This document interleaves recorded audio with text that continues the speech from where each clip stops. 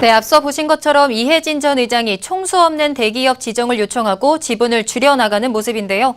관련해서 비즈엔터 전중현 대표와 자세히 짚어보겠습니다. 안녕하십니까? 안녕하세요.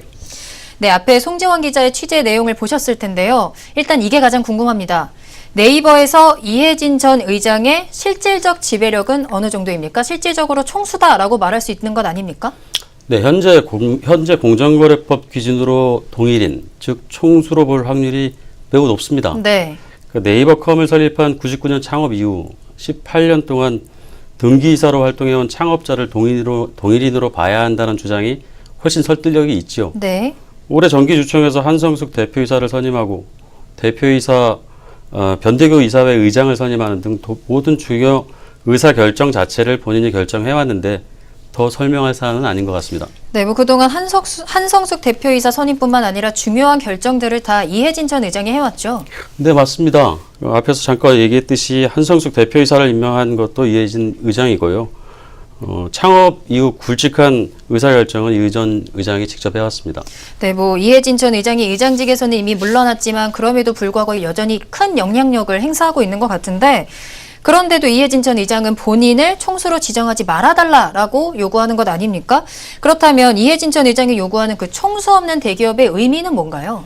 한마디로 얘기하면 절대 지배력을 갖는 총수가 없는 기업입니다. 네. 보통 공기업으로 시작해서 대기업으로 민영화되는 과정에서 지정되는 경우가 많은데요. 네. 대표적으로 KT와 포스코를 예로 들 수 있겠습니다. 네네. 하지만 네이버와 같이 창업주와 대주주가 명확한 기업이 총수 없는 대기업이 된 사례는 아직 없습니다. 그런데도 이렇게 이해진 전 의장이 이런 행보를 보이는 이유는 뭘까요? 현 직책 자체가 이사회 의장도 내려놓고 글로벌 투자 책임자로 해외 사업에만 주력하고 싶어서가 가장 클 것 같고요. 네. 내년 3월까지 임기로 되어 있는 등기이사에서 물러날 수 있지 않겠나 하는 관측도 있습니다. 네네. 내년 9월에도 심사가 있으니까요. 그리고 준 대기업 집단의 실제 주인이 되고 싶지 않아서인 것으로 해석을 할 수 있겠습니다. 네. 공정위는 기업을 자산 규모에 따라서 나눠서 관리하고 있는데요. 자산 규모 총액 5조 원이 넘으면 공시 대상 기업 집단, 즉 준 대기업으로 지정하고 규제의 대상으로 삼고 공시 의무를 부과합니다. 현재 네이버는 준 대기업 집단으로 지정될 가능성이 높은 상황인 거죠? 네, 그렇습니다. 네이버가 준 대기업 집단으로 지정되면 기업의 실제 주인인 총수가 회사의 잘못에 법적 책임을 져야 되는 거니까요. 네네. 현재 네이버의 최대 주주는 전체 지분의 10.76%를 가지고 있는 국민연금이지만 공정위는 개인 주주 중 가장 많은 지분을 가진 이해진 전 의장이 사실상의 총수, 즉 동일인으로 보고 있습니다. 그런데 네이버는 이 전 의장이 지분을 한 4.6%만 보유하고 있기 때문에 일대 주주가 아닌 전문 경영인에 불과하다라고 주장을 하고 있잖아요. 이에 대한 공정위의 의견이 궁금합니다. 김상조 공정거래위원장이 21일 의견을 밝혔는데요. 네. 실질적 영향력 행사 여부라는 오직 하나의 기준으로 판단하려고 한다. 그러니까 영향력을 얼마나 행사하느냐 가지고 판단을 하겠다. 그렇습니다. 공정위와 자신의 신뢰성이 훼손되지 않는 방향으로 엄격한 원칙에 따라 결정하겠다고 밝혔습니다. 네. 만약 공정위가 네이버를 총수 없는 대기업으로 지정한다면 특혜 의혹도